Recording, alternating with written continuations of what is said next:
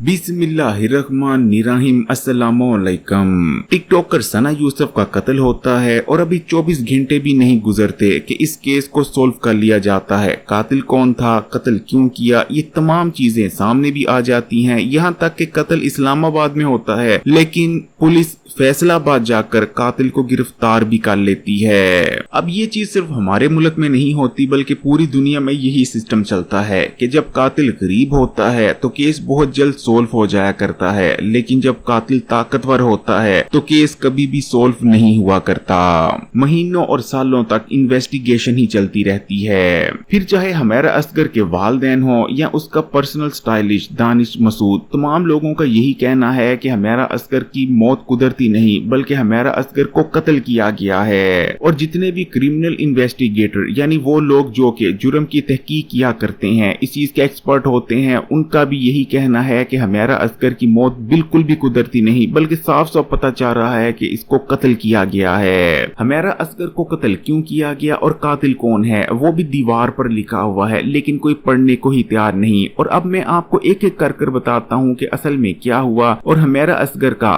कातिल कौन है और कत्ल क्यों हुआ। फ्लैट में किसी की मौत हो गई और उस मौत का ना तो मोहल्लेदारों और ना ही रिश्तेदारों को महीनों या सालों तक पता चला। ऐसे मामला जापान में हुआ करते हैं, क्योंकि जापान में लोग एक दूसरे से ज्यादा मिलते नहीं, ज्यादा बातचीत नहीं करते। यहाँ तक कि जो सकी औलाद होती है उनकी कई दिन तक एक ही घर में रहने के बावजूद माँ बाप से बात नहीं होती, क्योंकि जापानी सोसाइटी इस किस्म की बन चुकी है। इसलिए जापान में अक्सर ऐसे वाकयात होते रहते हैं कि फ्लैट में किसी की मौत हो गई, खासकर जो बूढ़ी औरतें होती हैं उनकी अक्सर फ्लैट्स में मौत हो जाती है और महीनों यहाँ तक के सालों तक। एक लाश तो जापान में 10 साल बाद फ्लैट से मिली। लेकिन पाकिस्तान जैसी सोसाइटी जहाँ लोग बहुत ज्यादा सोशलाइज करते हैं, खासकर अगर कोई औरत किसी जगह पर अकेली रहती है तो जो मोहल्लेदार होते हैं वही उसकी सबसे ज्यादा खबर रखते हैं कि इसके घर में कौन आ रहा है कौन नहीं आ रहा। इसी तरह जो माँ बाप होते हैं, खासकर जो माँ होती है, उसकी नजर भी बेटी पर होती है कि बेटी किससे मिल रही है किससे नहीं मिल रही। फिर चाहे माँ बाप लाहौर रहते हो, बेटी कराची रहती हो, लेकिन माँ बाप भी बेटी की खबर जरूर रखते हैं। अब पाकिस्तान की 75 साल से भी ज्यादा तारीख में ऐसा एक वाकया भी नहीं मिलता कि कोई औरत किसी फ्लैट में मर जाए और महीनों तक लोगों को उसकी मौत का पता ही ना चले। पाकिस्तान की पूरी तारीख में ऐसे सिर्फ 2 वाकयात हुए हैं। एक वाकया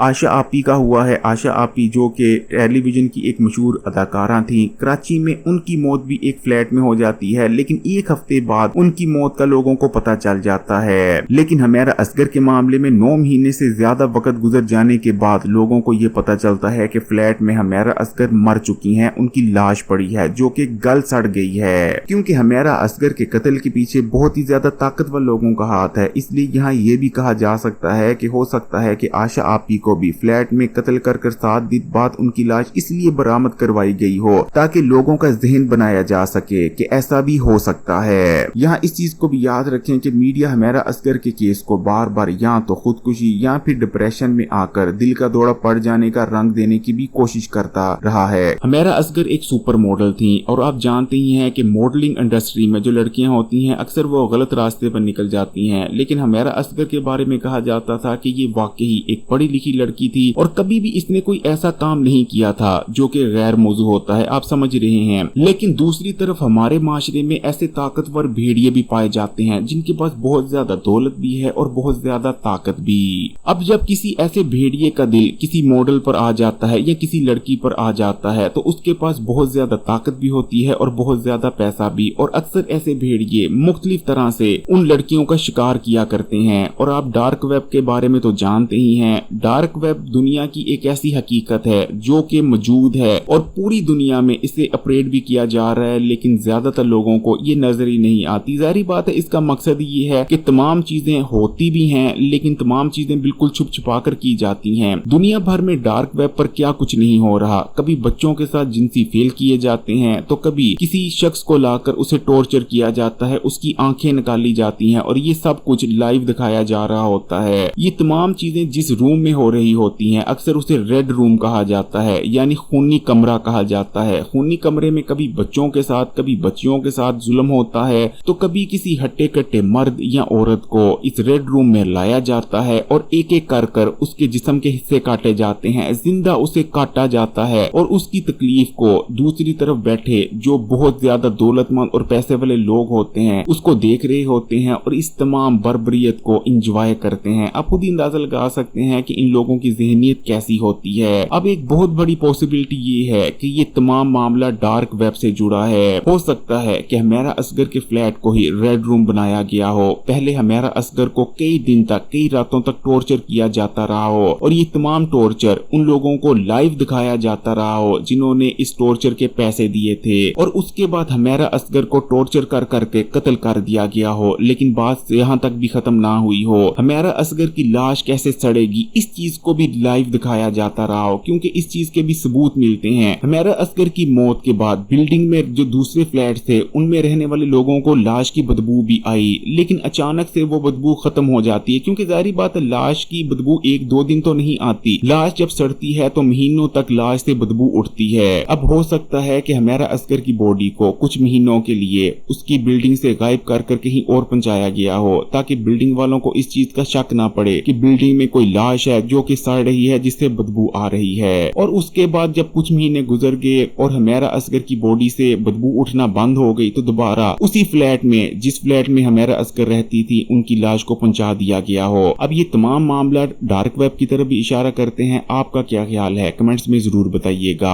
वीडियो को लाइक कर दें, ज्यादा से ज्यादा शेयर करें और मजीद वीडियोस के लिए चैनल को सब्सक्राइब कर घंटी के आइकॉन को दबा दें।